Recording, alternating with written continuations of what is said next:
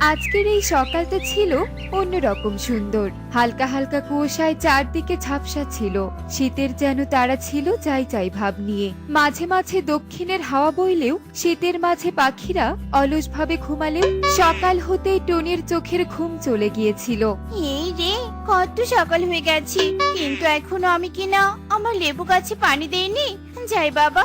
Tony বিছানা ছেড়ে এক লাফে উঠে হাতে পানির কলস নেয় আর ছুটে চলে যায় লেবুর গাছে পানি দিতে। আহারে আমার লেবু গাছ, তুই বড্ড রাগ করেছিস তাই না? আজ একটু দেরি করে ফেললাম তোকে পানি দিতে।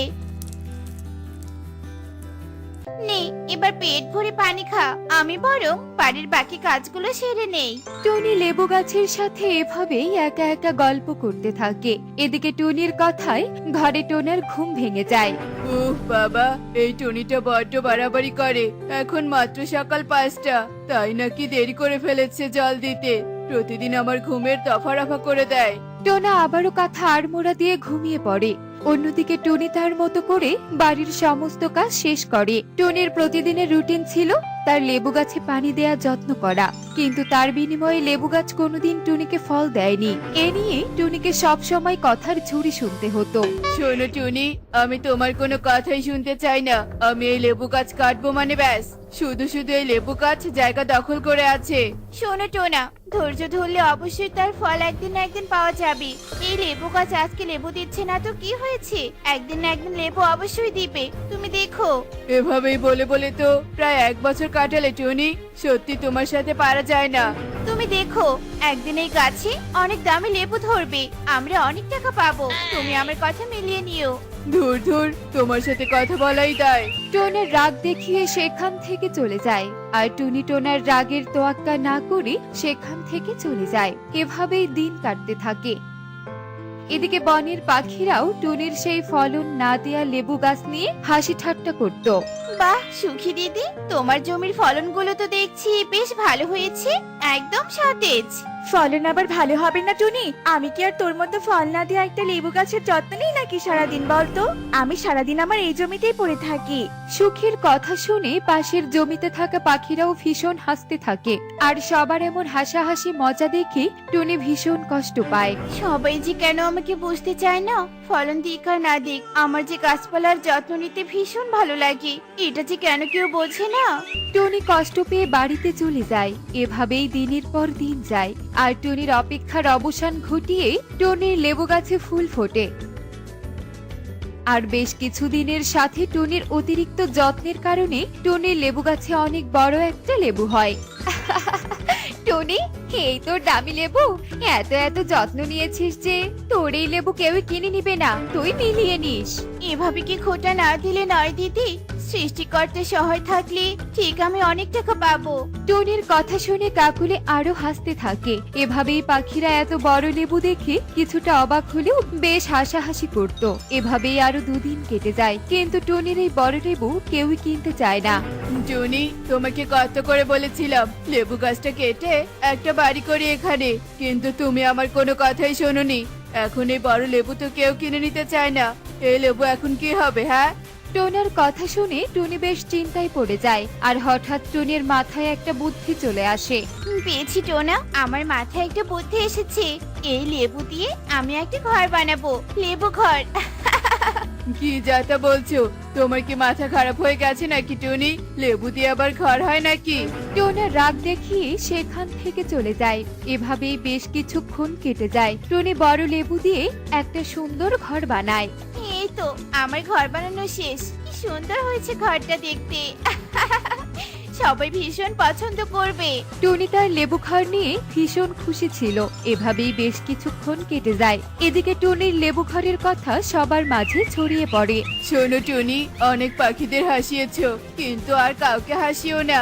আর তোমার যদি ইচ্ছে করে তাহলে তুমি এই লেবু ঘরে থাকতে পারো, কিন্তু আমি থাকতে পারবো না। আচ্ছা ঠিক আছে টোনা, তোমাকে থাকতে হবে না, আমি আমার এই লেবু ঘরে একাই থাকবো। এরপর টুনি তার লেবু ঘরে থাকতে শুরু করে। একদিন রাতে হঠাৎ করে আকাশে কালো মেঘ ধরা দেয়, আর চারদিকে বাতাস বইতে থাকে। বাতাসের সাথে টুনির লেবু ঘর বেশ দুলতে থাকে। আরে আরে, আমার লেবু ঘর এমন দুল বলছে কেন? ভীষণ ভয় করছে আমার। ঝড় টড় এলো নাকি আবার? টনি লেবু ঘরের এমন অবস্থা দেখে ভীষণ ভয় পেয়ে যায় আর লেবু ঘর গড় করতে করতে সামনের দিকে এগোতে থাকে। অবশেষে লেবু ঘর একটা গভীর বনে চলে আসে। সেই বনে হিংস্র জীবজন্তুতে ভরপুর ছিল। ওরে বাবারে, আমি কোথায় চলে এলাম? এই ঘন বনে যদি আমাকে কোনো হিংস্র প্রাণী ধরে ফেলে তাহলে কি হবে? টনি এসব ভেবেই সেখানেই ঘুমিয়ে পড়ে। এভাবে সকাল হয়ে যায়। টনির লেবু ঘরের সামনেই একটা শিয়াল চলে আসে। আরে আরে, কি সুন্দর একটা লেবু! আবার দেখছি ঘরের মতো। ভেতরে নিশ্চয়ই কোনো পাখি আছে। কেমন পাখি পাখি গন্ধ পাচ্ছি। এই, কে আছিস ভেতরে? বাহিরে আয়, আজ তোকে মজা করে খাবো। এই রে, বাহিরে তো শিয়াল। এবার কি হবে? কি হবে আমার? কিছু একটা ভাব টুনি, কিছু একটা ভাব। টনি ভাবতে ভাবতে হঠাৎ একটা বুদ্ধি বের করে। এই, কে রে তুই? তোর এত বড় সাহস! তুই কি না আমাকে বাইরে বের হতে বলিস? তুই জানিস না এই ডাইনির কত ক্ষমতা? ওরে বাবারে, ডাইনি! মাফ করো ডাইনি, আমার ভুল হয়ে গেছে। তুমি ঘরের ভেতরেই থাকো, আমি ছুটে পালালাম। শিয়াল সেখান থেকে এক ছুটে পালিয়ে যায়। আর টুনি এসব কিছু ছোট্ট জানালা দিয়ে দেখে ভীষণ হাসতে থাকে। অন্যদিকে টোনা টুনিকে দেখতে না পেয়ে ভীষণ চিন্তায় পড়ে যায়। ব্যাটা শিয়ালকে না হয় তাড়িয়ে ছাড়লাম, কিন্তু এবার আমার লেবু ঘরকে বাড়িতে নিয়ে যাব কি করে? এই ঘর থেকে বের হলেই তো আমাকে কোনো হিংস্র প্রাণী ধরে নিয়ে যাবে। টুনি পড়ে যায় মহা চিন্তায়। এমন সময় টুনি লেবু ঘরের ভেতর থেকে বাঘের গর্জন শুনতে পায়। হলুম হলুম, আশেপাশে মনে হয় কোনো পাখি আছে। এমন পাখির গন্ধ পাচ্ছি। আজকের সকালটা মনে হয় বেশ জমজমাট হবে। বাঘ আশেপাশে তাকাতে থাকে। এমন সময় হঠাৎ বাঘের চোখ যায় লেবু ঘরের দিকে। আরে, এটা আবার কি? এটা তো দেখছি একটা লেবু ঘর। এই ঘরের মাঝে নিশ্চয়ই কোনো পাখি আছে। পেয়েছি বুদ্ধি। এই পাখিকে এবার ব্রেকফাস্ট বানিয়ে এই ঘর আমি দখল করে নিব। আহ, আহ, আহ, আহ, আহ। এই রে, একটাকে তাড়াতে না তাড়াতে দেখছি আরেকটা এসে হাজির। এবার এটাকে কি করে তাড়াই? এরপর টনি আবারও বাঘকে তাড়ানোর জন্য বুদ্ধি করতে থাকে। এই, কে রে তুই? বাঘ নাকি রে? ও, বুঝেছি, তোরও আমার হাতে বন্দি হতে ইচ্ছে করছে বুঝি। দাঁড়া রে দাঁড়া, আমাকে একবার শুধু বের হতে দে। টনির এমন ডাইনি কণ্ঠ শুনে বাঘ ভীষণ ভয় পেয়ে যায় আর সেখান থেকে ছুটে পালিয়ে যায়। এভাবেই বেশ কিছুক্ষণ কেটে যায়। হঠাৎ করে আবারও দমকা বাতাস বইতে থাকে আর টনির লেবু ঘর আবারও গড় করতে করতে একটি নদীতে চলে যায় আর নদীতে ভাসতে থাকে। এ কি, আমি এমন ভাসছি কেন? হায় সৃষ্টিকর্তা, এসব কি হচ্ছে আমার সাথে? না জানি ভাসতে ভাসতে আমি এখন কোথায় চলে যাব।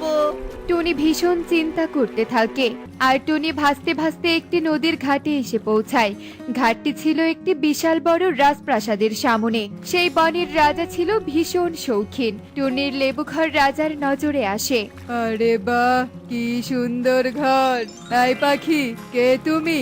আর তুমি এমন ঘর নিয়ে এই বনে কেন? এরপর টুনি ভীষণ ভয় পেয়ে যায় আর রাজাকে সবটা খুলে বলে। সবটা বুঝতে পেরেছি, তবে এই ঘরটা আমার ভীষণ ভালো লেগেছে। আমি 100 সোনার মোহরের বিনিময়ে এই ঘর কিনতে চাই। 100 সোনার মোহর আমি বিক্রি করতে রাজি রাজামশাই। এরপর টুনি 100 সোনার মোহরের বিনিময়ে লেবু ঘরটি রাজার কাছে বিক্রি করে দেয় আর মোহর নিয়ে আবারও নিজের বাড়িতে চলে আসে। এ কি টুনি, তুমি সকাল থেকে কোথায় ছিলে? আর তোমার লেবু ঘর কোথায়? এরপর টুনি তার সাথে ঘটে যাওয়া সমস্ত ঘটনা টোনাকে খুলে বলে। সে কি টুনি, এত কিছু ঘটে গেছে? হ্যাঁ টোনা, তোমায় বলেছিলাম না আমি আমার গাছের লেবু দামি লেবু। এখন দেখলে তো ধৈর্য ধরলে ফল পাওয়া যায়। হ্যাঁ টুনি, হ্যাঁ বুঝতে পেরেছি। এরপর টোনা টুনি তাদের 100 সোনার মোহর নিয়ে সুখে শান্তিতে দিন কাটাতে থাকে। দেখলে তো বন্ধুরা, ধৈর্য ধরলে ঠিক একদিন ফল পাওয়া যায়। তাই আমরা কিছুতেই ধৈর্য হারা হব না। এমনই সব মজার মজার শিক্ষণীয় টুনি পাখির গল্প দেখতে আমাদের সাথেই থেকো। আর গল্পটি কেমন হয়েছে তা কমেন্টসে জানাতে ভুলো না কিন্তু। Bye bye. অনেক অনেক দিন আগের কথা, শঙ্খ নদীর পাশে ধর্মপুর নামে এক বন ছিল। ছবির মতো সুন্দর ছিল সেই বন। সেই বনেই বাস করত টুকি। টুকির মা বাবা মারা যাওয়ার পর থেকে টুকি রাজু ও মুন্নির কাছে বড় হয়েছে। কিরে টুকি, এত বেলা হয়ে গেল তাও এখনো কাজ শেষ করতে পারলি না? কখন জঙ্গলে যাবে জ্বালানি কাঠ জোগাড় করতে শুনি? আজকে যদি জ্বালানি কাঠ জোগাড় করে আনতে না পারিস তাহলে সারাদিন না খাইয়ে রাখবো, এই বলে দিলাম। মাসি, এই তো আমার কাজ প্রায় হয়ে এলো। আমি এই কাজটুকু শেষ করে জ্বালানি আনতে জঙ্গলে যাব, তুমি একদম ভেবো না। তাই যেন হয়। টুকি তাড়াতাড়ি করে হাতের কাজ শেষ করে জঙ্গলে যায় কাঠ আনতে, আর কাঁদতে থাকে। হ্যাঁ সৃষ্টিকর্তা, কি পাপ করেছিলাম আমি যে কেউ আমাকে দেখতে পারে না, দুমুটো খেতেও দেয় না ঠিক করে। পেট ভরে কবে খেয়েছি ভুলে গেছি। পেটে খিদা নিয়েছে, কাজ করতে ভালো লাগে না। মাসি মেশো কেউ আমাকে দেখতে পারে না। না না, দেরি হয়ে যাচ্ছে, যাই তাড়াতাড়ি আবার কাজ জোগাড় করে বাড়িতে ফিরে আবার রান্নাও করতে হবে। এরপর টুকি কাঠ জোগাড় করে বাড়িতে চলে আসে। বাড়ি এসে টুকি বসে জিরাতে থাকে। ঠিক তখনই টুকির মাসি এসে টুকিকে যা নয় তাই শোনাতে থাকে। কিরে, এই কটা কাঠ আনতে গিয়ে এত সময় লাগে? আর এখানে বসে কি এমন ভাবছিস? যা এখনই রান্না কর। হ্যাঁ মাসিমা, আমি এক্ষুনি যাচ্ছি। টুকি তার মাসির কথা শোনে আর একটুও কথা না বলে চুপচাপ রান্নাঘরে চলে যায় আর রান্না শেষ করে। কি রে টুকি, এত বেলা হয়ে গিয়েছে, এখনো রান্না করছিস? এতক্ষণ কি করছিলি? রান্না শেষ হয়নি যে? না মানে আমি এক্ষুনি রান্না শেষ করছি। এই বলে টুকি রাজুর জন্য জল নিয়ে আসে। এই নাও মেশো, তোমার চাল। এভাবে বেশ অনেকটা সময় পেরিয়ে যায়। টুকির অনেক ক্ষুধা পায়। মাসি, ও মাসি, আমাকে দুমুঠো খেতে দাও না, সকাল থেকে যে না খেয়ে আছি। এখন তো সব খাবার শেষ, একেবারে রাত্রে খাবার পাবি। মাসি, সকালে তো কিচ্ছু খাইনি, দুপুর করে বিকেল হতে যাচ্ছে, এখন কিছু খেতে দাও না মাসি। না না, এখন খাবার নেই। এ কথা বলে মুন্নি সেখান থেকে চলে যায়। আর এভাবেই দিন গড়িয়ে রাতে যখন সবার খাওয়া শেষ হয়ে যায়, তারপর টুকির মাসি টুকিকে খাবার খেতে দেয়। এই নে তোর খাবার, এইটুকু খাবার খেয়ে তাড়াতাড়ি ঘুমিয়ে পড়। সকাল সকাল আবার ঘুম থেকে উঠে ঘরের সব কাজ করতে হবে। এ কথা বলে মুন্নি সেখান থেকে চলে যায়। আর টুকি কাঁদতে কাঁদতে খাবারটা খেয়ে নেয় আর খাওয়া শেষ করে সে ঘুমিয়ে পড়ে। পরের দিন সকাল হয়ে যায়।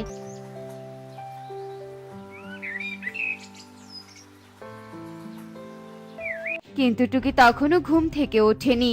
কিরে নবাবজাদি, এখনো ঘুম ভাঙেনি নাকি তোর? হ্যাঁ, দাঁড়া।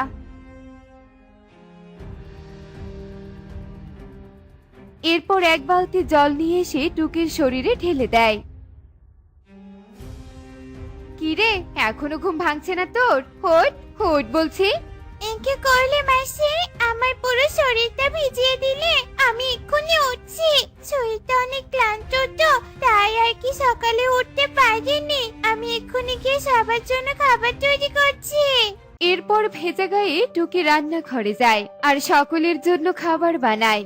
মুন্নি, ও মুন্নি, বাজার থেকে অনেক কিছু নিয়ে এসেছি, টুকিকে বলো সবকিছু ভেতরে নিয়ে যেতে। আচ্ছা ঠিক আছে। টুকি, হ্যাঁ টুকি, এদিকে আয়, এই বাজারগুলো ভেতরে নিয়ে যা। এরপর টুকি ঘরের সব কাজ শেষ করে প্রতিদিনের মতো জঙ্গলে যায় কাঠ আনতে। তখনই সে দেখতে পায় এক তান্ত্রিক গাছের নিচে বসে আছে। জল, আমাকে একটু জল খাওয়াবে? জলের পিপাসায় যে জীবনটা মনে হচ্ছে বেরিয়ে যাবে। জল, জল। কি হয়েছে আপনার তান্ত্রিক বাবা? আপনার কি জল পিপাসা লেগেছে? আমি এক্ষুনি আপনার জন্য জল আনছি। এরপর টুকি নদীতে গিয়ে সেই তান্ত্রিকের জন্য জল নিয়ে আসে।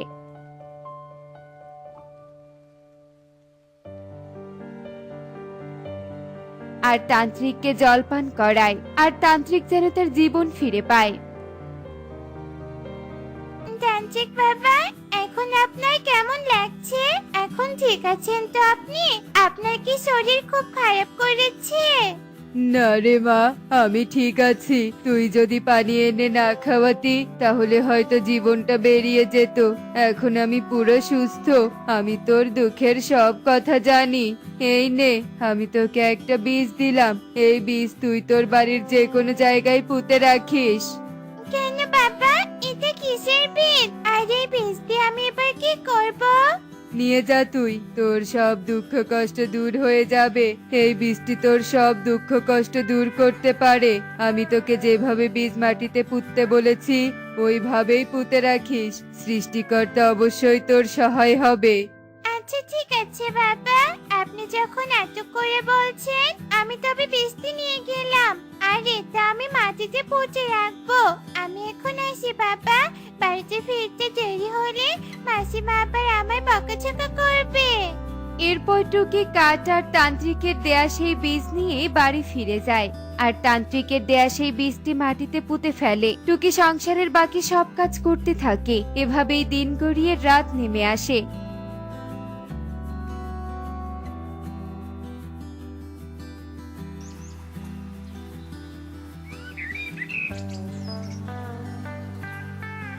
পরের দিন সকালে প্রতিদিনের মতো টুকি ঘুম থেকে উঠে সংসারের সমস্ত কাজ করতে থাকে। হঠাৎ মুন্নির চোখ যায় একটি গাছের ওপর। এ কি, এই ফুল গাছটি কোথা থেকে এলো? আর এটা এখানে লাগালো কে? আর এই গাছের ফুল এত ঝলমল করছে কেন? দেখে তো মনে হচ্ছে মনি ধরে আছে।